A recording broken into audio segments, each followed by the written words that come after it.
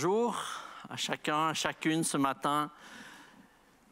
C'est juste merveilleux le temps qu'on a pu passer déjà dans la présence de Dieu. J'espère que là où vous êtes, vous avez aussi senti cette présence.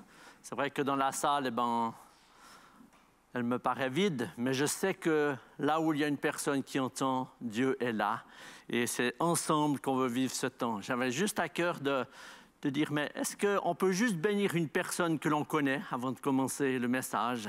Je crois que nous sommes une famille, la famille de Dieu ici. Et Dieu désire que nous puissions nous bénir les uns les autres, que nous puissions nous encourager les uns les autres. Et j'aimerais juste qu'on puisse le faire. Et si tu n'es pas de cette église, tu n'es jamais venu ici et que tu nous regardes maintenant, j'aimerais t'encourager à bénir une personne que tu connais et qui est chère à ton cœur. Alléluia.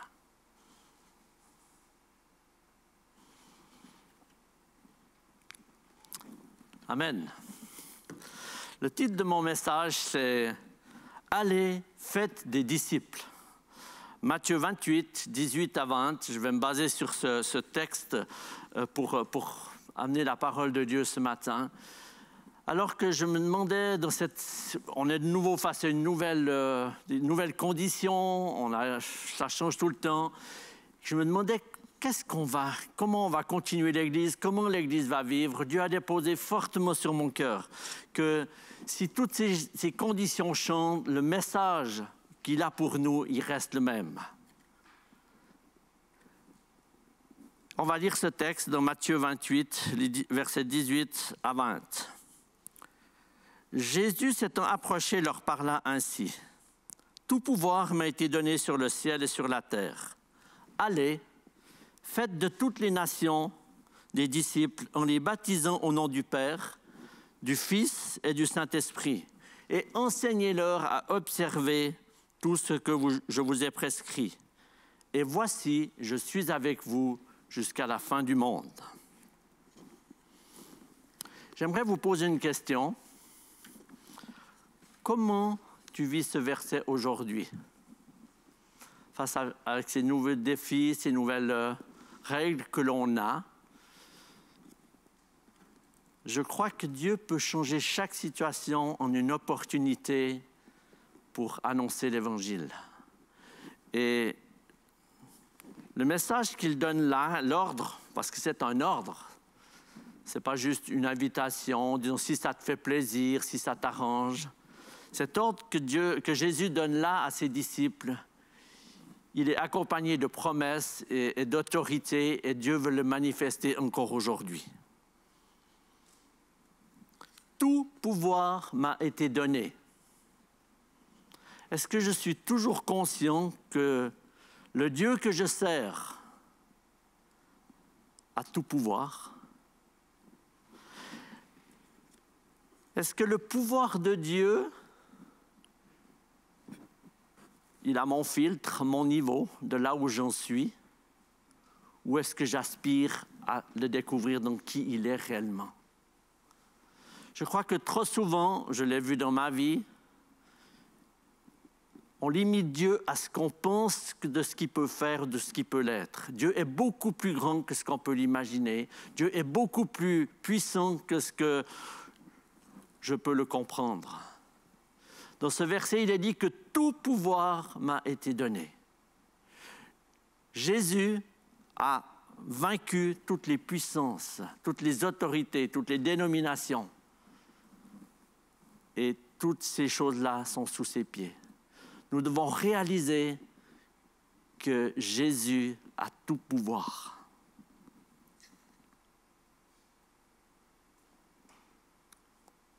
Je vous laisse vous poser la question par rapport à vos peurs, par rapport à vos défis.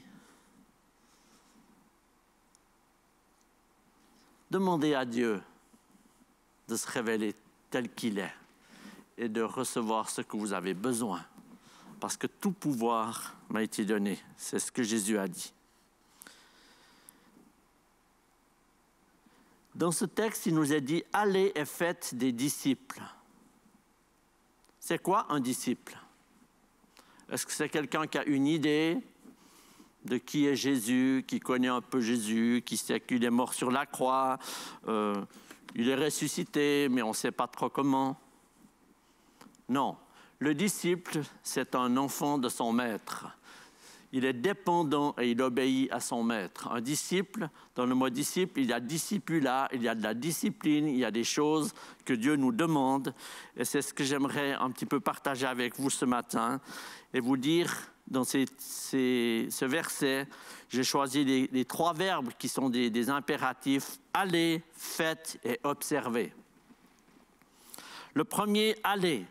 Je crois que nous devons réaliser que Dieu ne va pas nous utiliser si on reste sur place en attendant dans notre canapé, que la présence de Dieu nous touche et puis nous amène à parler à quelqu'un.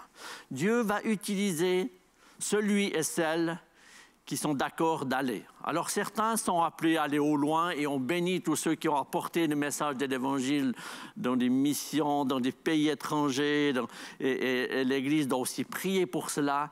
Mais je crois qu'on peut être missionnaire là où Dieu nous a placés. Et j'aimerais t'encourager. Dieu a une mission pour toi là où tu es. C'est peut-être ta maison, ta famille, tes enfants. C'est peut-être ton lieu de travail. C'est peut-être ton lieu d'amitié. Partout, on peut être des missionnaires. Et j'aimerais vous dire encore par rapport à ce fait d'aller, Jésus n'a pas dit que dans les bonnes conditions. Il a dit « allez ». Et je crois que si on se met en mouvement, même que là, maintenant l'Église, il n'y a pas grand monde dans le bâtiment, mais j'aimerais vous dire, là où tu es, il y a la présence de Dieu qui peut t'amener à témoigner, qui peut t'amener à être une présence, une bienveillance de Dieu.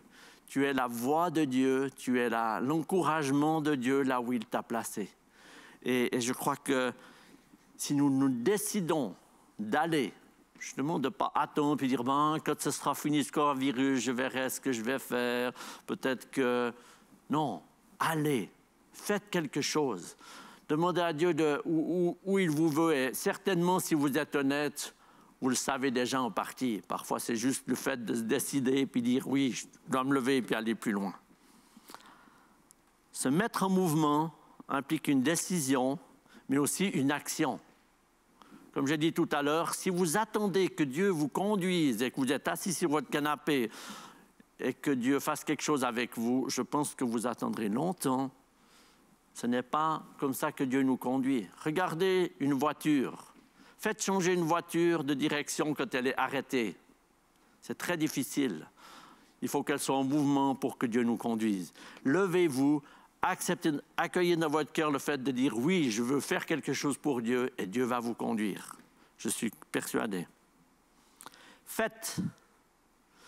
Il m'a interpellé ce verbe parce qu'en fait, qu'est-ce que je peux faire? Et dans ce verbe « faire », il est dit « Faites des disciples ». Alors là, j'aimerais déjà dire, pour faire des disciples, il faut déjà être un disciple. On ne va pas faire quelque chose qu'on n'est pas. Alors nous sommes en progression et je crois que tant qu'on sera sur cette terre, on aura besoin de revenir à Dieu. Mais je crois que dans ce faire des disciples, nous devons réaliser que Jésus n'attend pas simplement que une fois nous levions notre main, nous disons « Oui, Jésus, je t'accueille dans ma vie » et puis que notre vie continue comme avant. Je crois que faire des disciples, il y a un message à donner. Et ce matin, j'aimerais rappeler les 4 points essentiels pour devenir un disciple. On ne vient pas à Dieu sans la repentance. Le premier point, la Bible nous parle de cela dans 1 Jean 1, verset 9. « Si nous confessons nos péchés, il est fidèle et juste pour nous les pardonner. » Il nous faut nous repentir pour s'approcher de Christ. Pour trouver la foi, il nous faut nous repentir. Et là, je veux parler à tous ceux et celles qui n'ont encore jamais entendu Jésus-Christ ou qui n'ont jamais reconnu Jésus-Christ, qui n'ont jamais ouvert leur cœur. On ne peut pas juste accueillir une bonne pensée comme une image ou comme quelque chose qui nous donne. Jésus-Christ attend de nous que nous nous repentions et qu'il puisse nous pardonner de nos péchés. Le péché nous sépare de la volonté de Dieu. Le péché nous éloigne de ce que Dieu veut pour nous. Et puis, si on est honnête, je pense que même quand on a 20 ans ou 30 ans de marche chrétienne, On a encore certaines choses parfois où on doit revenir à Dieu, où on doit juste s'humilier parce on a manqué ou bien on s'est laissé avoir par quelque chose qu'on n'aurait pas dû dire ou pas dû faire. Et pour cela, il faut juste le confesser, il faut revenir à Dieu. Et j'aimerais vous encourager, tous ceux et celles qui n'ont jamais encore rencontré Jésus, à vous repentir de vos péchés. Il ne s'agit pas de vous lamenter, il s'agit de les apporter à Christ et de les déposer. Dans la repentance, il y a le chemin de changement de direction. Si je marche d'une certaine façon qui va dans le péché, je me repens et je marche dans la direction de la vie de Jésus-Christ. C'est un changement. Pour devenir un disciple et pour être un disciple, nous devons passer par la repentance. Ça ne sert à rien de se repentir si on ne prend pas ce que Jésus a fait pour nous. C'est la foi, c'est la deuxième étape. Si je passe ma vie à me repentir et je ne crois pas que Jésus me pardonne, alors je serai le plus miséreux des personnes. Parce que je serai sans arrêt sous l'accusation, alors que Jésus nous a offert la libération. Et la foi, c'est par la grâce qu'on est sauvé, hein? Par le moyen de la foi. Donc la foi, elle est là pour nous amener dans la présence de Dieu. Elle est là pour nous permettre de saisir ce qu'il a fait à la croix et que je puisse la vivre. Et alors que Dieu dépose la foi dans mon cœur, alors que Dieu me donne, la foi c'est un don de Dieu.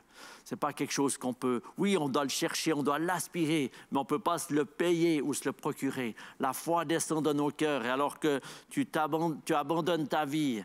Et le deuxième chant que Salomé a chanté ce matin, c'était juste incroyable comme je sentais cette présence de Dieu. Je n'ai qu'un désir, être près de toi. Écouter ta voix. Et là, je crois qu'il y a vraiment un message pour tous ceux et celles qui sont face peut-être à des difficultés, mais aussi face à des défis par rapport à la vie. Tu te poses des questions. Qu'est-ce que je fais ici-bas? Pourquoi je vis? Tu vis parce que Dieu t'a donné une vie. Et j'aimerais t'encourager à réécouter ce chant et à simplement entendre la voix de Dieu qui te parle. La foi est un don de Dieu. Ces deux points, la repentance et la foi, c'est le merveilleux message de l'Évangile aujourd'hui. Il est là pour changer nos vies. Il est là pour nous amener la vie éternelle, mais pas seulement. Il est là pour nous permettre de traverser ce passage ici-bas en ayant les yeux fixés sur Jésus et en ayant le regard attaché au ciel. J'ai déjà eu l'occasion de le dire, mais pour moi, une des personnes qui a impacté ma vie, c'était ma grand-maman. Et sur son lit de mort, je la vois toujours. Alors que c'était sa dernière nuit, je l'ai su après, mais j'avais été lui dire un petit coucou le soir. Elle me chantait ce chant qui disait « Vers Jésus, lève les yeux. Regarde son visage merveilleux. Si tu lèves vers Jésus les yeux, les choses de la terre pâliront peu à peu. Vers Jésus, lève les yeux. » Et pour moi, je me souviens comme si c'était hier, même s'il y a déjà maintenant bien des années. Mais ça m'a marqué parce que je me suis dit, on peut être au bout du passage. Mais cette femme qui n'a pas eu toujours une vie facile avait les yeux fixés sur Jésus et les choses de la terre ont pâli peu à peu. Je crois que si nous mettons nos regards à la bonne place, si nous plaçons nos regards sur le ciel, les choses, même difficiles, que nous vivons parfois ici-bas, Dieu peut les changer et Dieu peut nous donner cette paix, cette joie. Repentance, foi, baptême d'eau, c'est ce que Jésus nous dit. Hein? Dans Actes 2, 38, « Repentez-vous et que chacun soit baptisé pour le pardon de ses péchés. » Je crois que là aussi, c'est un message que l'Église doit encore parler aujourd'hui. Si tu n'as pas passé par les eaux du baptême, je t'encourage à faire une demande. On verra comment on peut le faire ou bien on mettra sur pied des baptêmes. Mais je crois que c'est important, si tu es nouveau dans la foi, il faut passer par les eaux du baptême. Il faut te démarquer par rapport à ce monde spirituel qui veut te garder captif. Jésus-Christ a payé le prix. Jésus-Christ lui-même s'est fait baptiser. Parce qu'il y a une position spirituelle que Dieu veut te donner. Il y a une autorité spirituelle que Dieu veut te donner. Tu n'es pas obligé de rester dans l'esclavage. Tu n'es pas obligé de rester sous la condamnation. Repens-toi, saisis la foi, fais-toi baptiser et marche avec Dieu. Et la quatrième chose qui est dans ce faire, c'est accueillir le Saint-Esprit. Accueille la présence de Dieu. Acte 1:8, on le connaît. Et vous recevrez une puissance.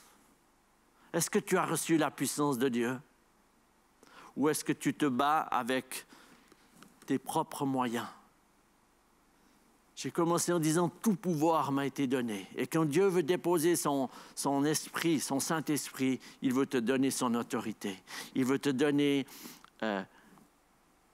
que tu puisses accomplir sa volonté.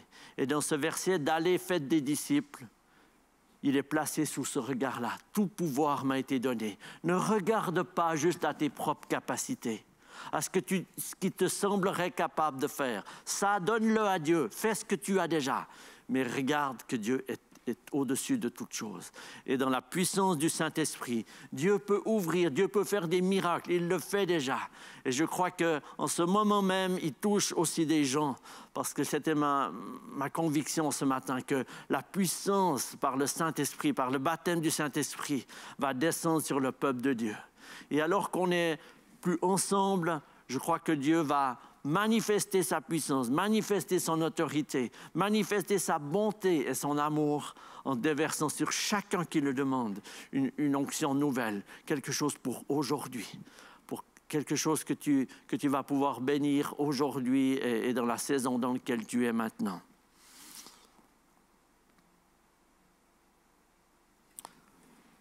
Le troisième point, observer.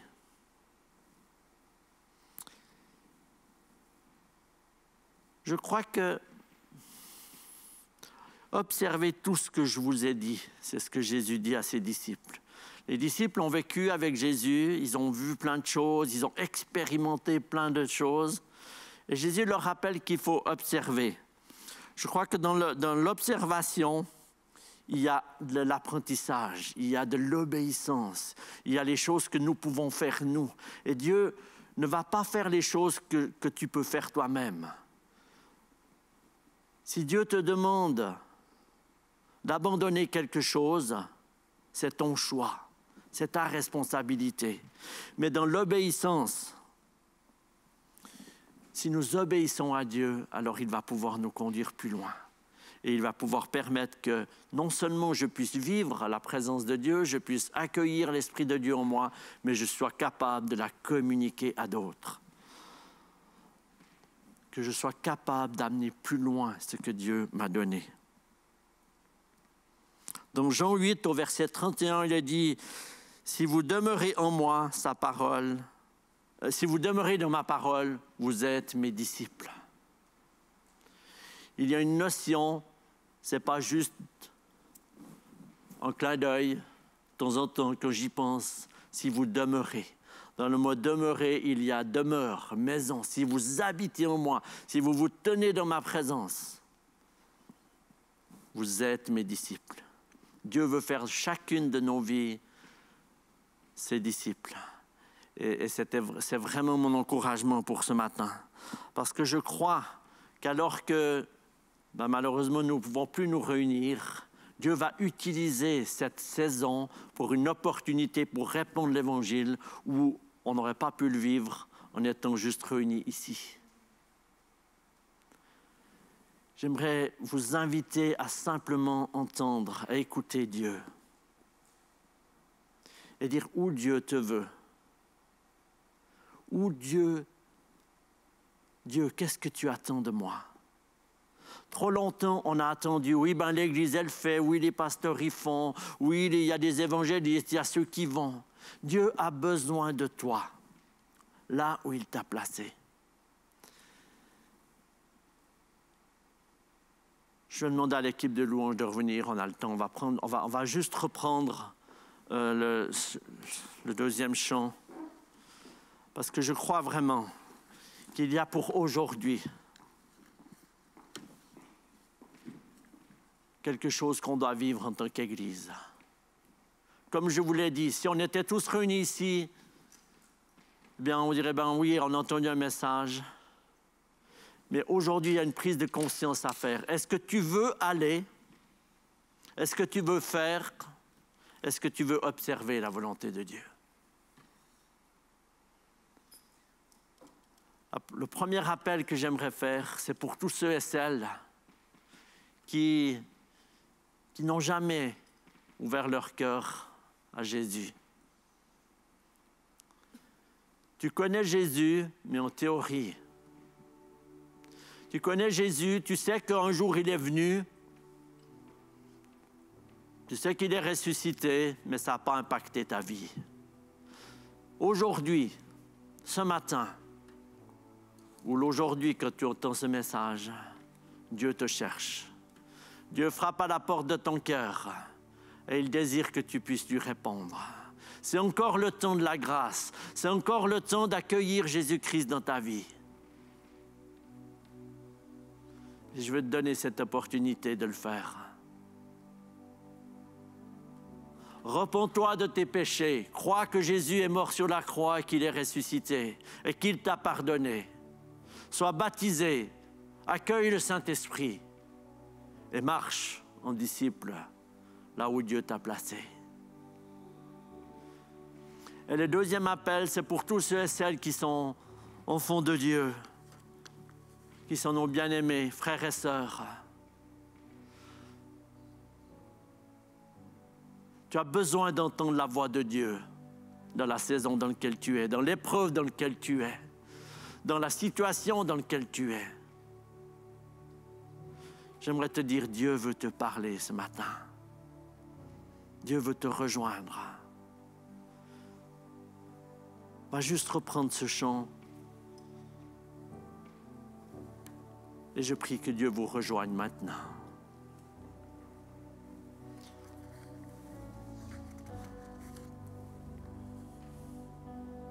Père, je n'ai qu'un désir, être près de toi et sentir tes bras. Père, tu as envoyé ton Fils bien-aimé pour quiconque croit. Saint-Esprit qui donne vie, ranime en moi ce feu pour toi. Saint-Esprit, viens par ta pluie, rafraîchis-moi et envoie un souffle nouveau.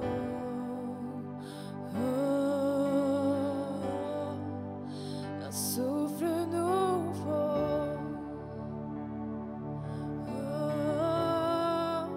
Un souffle nouveau.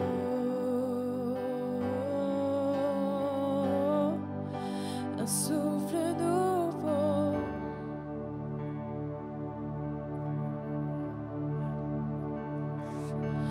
Père, je n'ai qu'un désir, être près de toi, écouter ta voix. Oh Père, tu m'as tout donné, et c'est à tes pieds que je veux rester. Saint-Esprit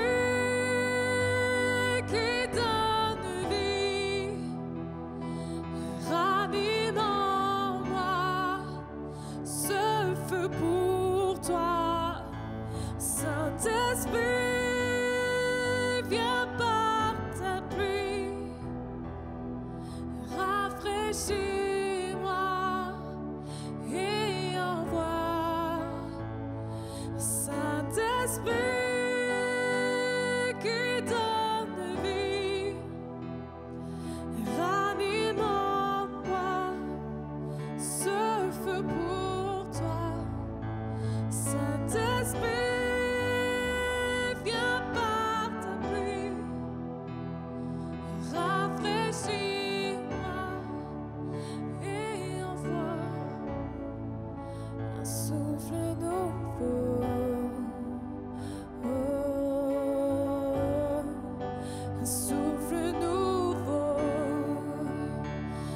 vois ton souffle, un souffle nouveau. Un souffle nouveau.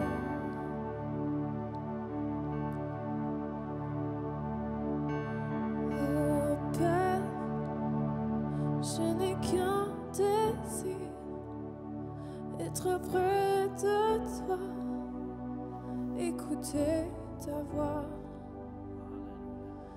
Oh Père, tu m'as tout donné, et c'est à tes pieds que je veux rester.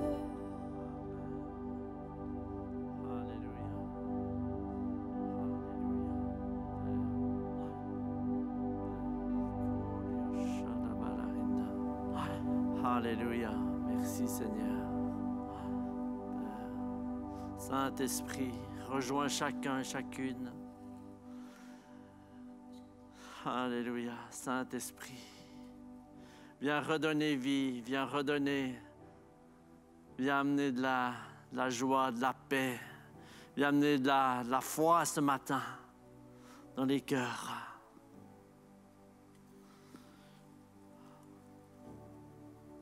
Alléluia. Dieu le fait. Attendez-vous à Dieu. Allez, faites et observez. C'est vraiment là, sur mon cœur ce que j'avais à vous partager. J'aimerais encore juste vous encourager. Invitez, on sait qu'on ne peut plus se voir, mais invitez des personnes par Zoom, faites des relations, des WhatsApp, que l'Église puisse continuer à vivre. On aimerait vraiment encourager, j'ai communiqué aussi aux responsables des bases, à chaque personne de se connecter. On ne peut plus le faire en présentiel, mais en virtuel, on peut le faire. Ne restez pas seul. Et si vous avez besoin de relations, n'attendez pas que l'autre le fasse pour vous. Prenez des nouvelles de quelqu'un, bénissez quelqu'un, appelez quelqu'un. L'Église va continuer de vivre. L'ordre de Jésus continue aussi. Nous sommes appelés à faire des disciples. Et j'ai la foi, la conviction que l'Église va grandir dans cette saison. Peut-être pas comme on l'aurait imaginé, mais l'Église va grandir parce que tu vas grandir, parce que tu vas devenir un disciple. Un homme, une femme capable de partager ce que Dieu a déposé dans ton cœur. Je vous bénis et c'est une joie pour moi. Que Dieu soit avec chacun et chacune, dans vos maisons, dans vos familles, dans vos entreprises. À bientôt, j'espère.